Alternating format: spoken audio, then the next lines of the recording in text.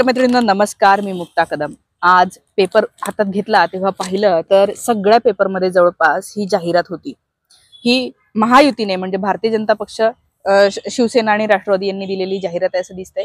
इथे लिहिलंय एक है तो सेफ है, एकत्र आहोत तर सेफ आहोत। जाहिरात चांगली आहे। आपण सगळेजण तसे एकच आहोत, एक असलं पाहिजे हे तर आयडियली आहेच। भारतीयांच्या रक्तारक्तामध्येच ते आहे आणि म्हणूनच मला असं वाटतं की आपण एकत्र होतो, एकत्र आपण स्वातंत्र्य लढा सुद्धा लढलेला आहे, त्याला स्वातंत्र्य मिळवून दिलेलं आहे। मात्र आज 10 वर्ष नरेंद्र मोदी सत्तेत असून सुद्धा एक है तो सेफ है हा नारा यांना का द्यावा वाटत असेल? हे कशासाठी म्हणत आहेत तर आपल्याला माहिती आहे यांचा छुपा अजेंडा हे आहे की हिंदूंनो तुम्ही एक व्हा। भगवा रंग दिसतंय, थोडक्यात त्यांना सांगायचं की हिंदूंनो तुम्ही एक व्हा आणि मुस्लिमांना वेगळं करा। त्यांचा जो छुपा अजेंडा चालतो की मुस्लिमांच्या दुकानामध्ये जाऊ नका, हे नका करू, हे जे आहे हे त्याच्या अंडरलाईन आहे। तर आजच्या व्हिडिओमध्ये मी तुम्हाला हेच सांगणार आहे की हा भारत घडवण्यामध्ये, हा भारत उभा राहण्यामध्ये जसा हिंदू, ब्राह्मण, क्षत्रिय, वैश्य, क्षुद्र या सगळ्यांचा हात आहे, तसाच मुस्लिम, पारशी, शीख, जैन यांचा सुद्धा हात आहे। आणि हे सगळे उदाहरण आज आपण पाहूया। भारताचा सगळ्यात पहिला स्वातंत्र्य लढा 1857चा लढा, या लढ्यामध्ये आपल्याला माहिती आहे की हा लढा हिंदू आणि मुसलमान एकत्र ब्रिटिशांच्या विरोधामध्ये लढलेले आहेत। ठीक आहे, हा लढा लढल्याच्या नंतर जेव्हा ब्रिटिशांनी, इंग्रजांनी भारतीयांना अटक केली तेव्हा फाशीची शिक्षा अनेकांना झाली। या लढ्यामध्ये जसे की सावरकर यांचं सुद्धा योगदान आहे, त्यांनी याच्यावर पुस्तकही लिहिलेलं आहे। मात्र या लढ्यामध्ये जेव्हा आरोपींना अटक केली आणि त्यांना फाशीची शिक्षा दिली तेव्हा याच्यामध्ये बहुसंख्य हिंदू होते आणि जवळपास 29,000 इतके मुस्लिम होते ज्यांना फाशी दिली गेली। याचा अर्थ हिंदू आणि हे 29,000 मुस्लिम हे सगळे मिळून ब्रिटिशांच्या विरोधामध्ये लढत होते। दुसरं उदाहरण द्यायचं झालं तर जालियनवाला बाग हत्याकांड। आपल्याला माहिती आहे की बैशाखीच्या दिवशी एका एरियामध्ये, म्हणजे आपण इतका सगळा एरिया असेल फॉर एक्झाम्पल, तर त्या ठिकाणी सगळे लोक या बैशाखीसाठी एकत्र जमले होते। पंजाबमध्ये जालियनवाला बाग या ठिकाणी, अमृतसरमध्ये या जालियनवाला बाग ठिकाणी जमलेल्यानंतर जनरल डायरने त्या सगळ्यांवर गोळ्या झाडल्या। या गोळ्या झाडल्याच्या नंतर त्याच्यामध्ये 379 लोक मारले गेले। या 379 पैकी 161 मुस्लिम होते आणि बाकीचे उरलेले आपण म्हणूया 250 जवळपास लोक हे हिंदू, शीख होते। म्हणजे शीख आणि मुस्लिम अशा दोघांचाही बळी त्या ठिकाणी गेलेला आहे। आणि हे लोक बैसाखी या सणासाठी एकत्र आले होते। याच्यावरून आपल्याला हेच लक्षात येतं की या देशामध्ये सगळे लोक, हिंदू असतील, मुस्लिम असतील, शीख असतील, हे एकत्र येऊन सण साजरे करायचे। तर हाही एकतेचा संदेश आहे। याच्यावरूनच लक्षात येते की एकत्र येऊनच हे सण सुद्धा साजरे केले जायचे। भारतीय स्वातंत्र्य लढ्यामध्ये किती सगळ्या जातीचे जसे होते, ब्राह्मण जातीमधल्या लोकांचं खूप मोठं योगदान आहे, मराठ्यांचं खूप मोठं योगदान आहे, क्षत्रिय, वैश्य, शूद्र जातीतल्या लोकांचं खूप मोठं योगदान आहे। आणि तसंच धर्माचा जर विचार केला तर जैन असतील, पारशी असतील किंवा मुस्लिम असतील, यांचा सुद्धा हे आहे। आज मला मुस्लिमांवर याच्यासाठी बोलायचं आहे कारण की हा जो यांचा अजेंडा आहे की तुम्ही मुस्लिमांना वेगळं करा, हिंदूंना एक व्हा, तर मला असं वाटतं की या अजेंड्यामुळे आपल्या देशाचं खूप मोठं नुकसान होणार आहे। कारण की हा देश काही फक्त हिंदूंच्या रक्ताने उभा राहिलेला नाही आहे। या देशाला स्वातंत्र्य मिळवण्यामध्ये सगळ्यांचं रक्त सांडलेलं आहे। जसं मी तुम्हाला उदाहरण सांगितलं की 1857च्या युद्धामध्ये 29,000 मुस्लिम होते ज्यांना फाशी दिली। जालियनवाला बागेमध्ये पण इतके लोक मारले गेले। याचा अर्थ हे सगळे छान राहत होते, त्याचं रक्त इथे आहे। भारतीय स्वातंत्र्य लढ्यामध्ये क्विट इंडिया हा नारा कोणी दिलेला आहे? हसरत मोहनी यांनी दिलेला आहे। त्याच्यानंतर सायमन गो बॅक हा सुद्धा नारा हसरत मोहनी यांनी दिलेला आहे। त्याच्यानंतर इन्कलाब जिंदाबाद हा नारा कोणी दिलेला आहे? तर इन्कलाब जिंदाबाद हा नारा, एक मिनिट थांबा, हा जो नारा आपण इतक्या अभिमानाने सांगतो हा हसरत मोहनी यांनी दिलेला आहे। आणि क्विट इंडिया आणि सायमन गो बॅक हे जे दोन नारे आहेत ते युसुफ मेहर अली यांनी दिलेले आहे। म्हणजे या देशामध्ये ब्रिटिशांनी या देशामधून पळून जावं म्हणून या इथल्या मुस्लिमांनी नारे दिलेले आहेत। ब्रिटिशांना बाहेर घालण्यामध्ये जसे इथले हिंदू, ब्राह्मण, गांधीजी, काँग्रेसचे लोक हे सगळे इन्व्हॉल्ड होते, त्याचप्रमाणे मुस्लिम सुद्धा इन्व्हॉल्ड होते, हे मला तुम्हाला आज सांगायचं आहे. त्याच्यानंतर अजून सांगते बघा, चौरी चौरा ही घटना आपल्याला माहिती आहे, इतिहासामध्ये वाचलेली आहे. तर चौरी चौरा या ठिकाणी इंग्रजांचं पोलीस चौकी होती. आता हा देश तर आपला इंग्रजांचा नाही आहे, ब्रिटिशांची ती पोलीस चौकी इथल्या शेतकऱ्यांनी जाळून टाकली. चौरी चौरा इथल्या त्या ठिकाणी 9 शेतकऱ्यांना अटक केली चौरी चौरा इथल्या, की तुम्ही पोलीस चौकी जाळली इंग्रजांची म्हणून इंग्रजांनीच अटक केलं. त्याच्यानंतर त्या 9 जणांना फाशी दिली. या 9 जणांपैकी 6 जण हे मुस्लिम होते. हे जे 6 ज्यांना फाशी दिली त्यांची ही इच्छा होती की ब्रिटिश या ठिकाणी राहू नये, आम्ही हिंदू मुस्लिम जे इथले मूळचे आहोत किंवा म्हणूया की इथे राहत आलेलो आहोत आपण, ते इथले आहोत. तर ही सगळी जी काही आहेत ती एकतेची प्रतीक आहे. या उलट गांधीजी यांना मारणारा नथुराम गोडसे हा हिंदू होता आणि याने हिंदूला मारलेला आहे.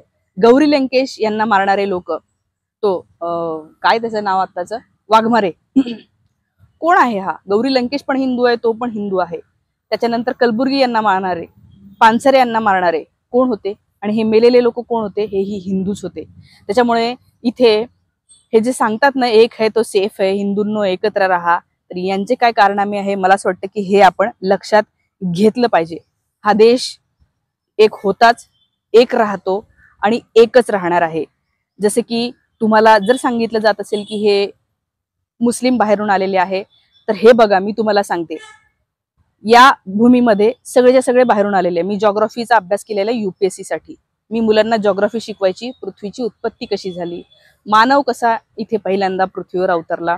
आपण लहानपणी सुद्धा इतिहासामध्ये वाचलेला आहे की पूर्वी कपडे घालायचा नाही, अश्मयुगीन मानव फक्त दगडाचा वापर करायचा. तेव्हा असा कुठलाही प्रांत नव्हता, सगळीकडे पृथ्वीवर ते फिरायचे. आणि हा जो सगळ्यात पहिला मानव आहे ज्या ठिकाणी आला, ज्या भूमीमध्ये आला, ती भूमी होती आफ्रिका.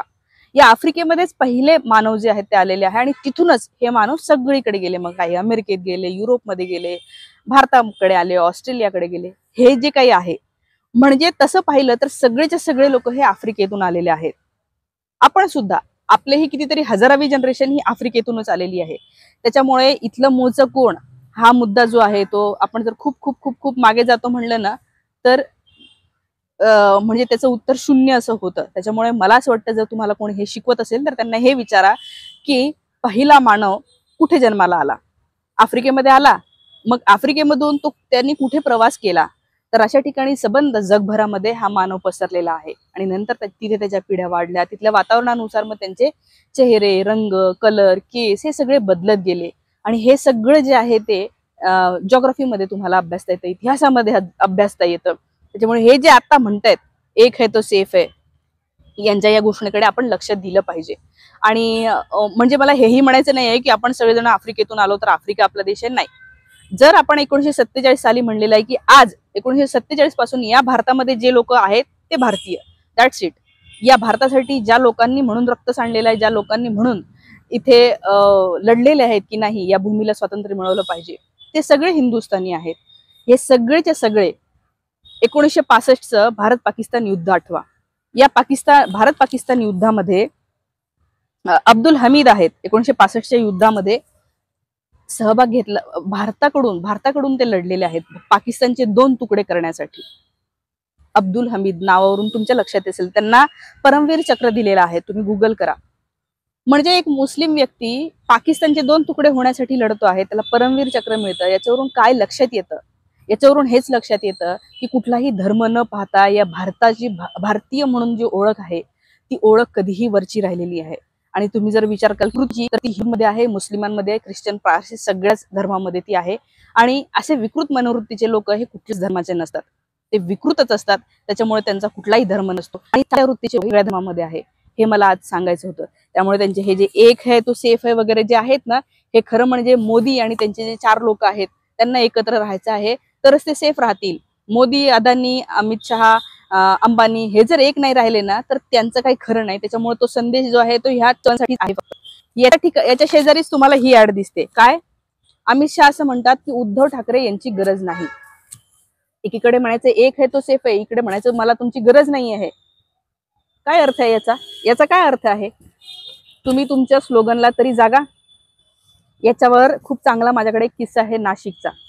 नाशिकमध्ये कधीही झालं नाही, पहिल्या निवडणुकीच्या वेळेला असं झालं. तुम्ही इमॅजिन करा की दोन एकमेकांच्या विरोधामध्ये लढणारे उमेदवार एकमेकांच्या विरोधात निवडणूक लढणारे उमेदवार हे दोघे जण एक सोबतच प्रचाराला जायचे, दोघे जण सोबत भाषण द्यायचे, दोघे जण सोबत इलेक्शन जिंकायचे.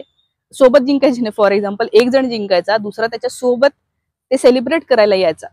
निरंजन टकले सरांनी हे उदाहरण खूप चांगल्या पद्धतीने एक्सप्लेन केलेलं आहे. पुढच्या व्हिडिओमध्ये ते तुम्हाला दिसेल.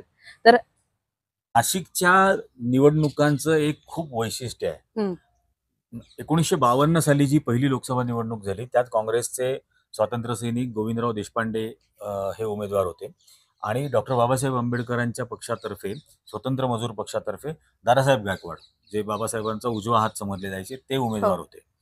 आणि गोविंदराव देशपांडे खरोखर खूप थोर स्वातंत्र्य सैनिक होते. रस्त्यावरून चापकानी फोडत पोलिसांना घेऊन जायचे वगैरे असं होतं.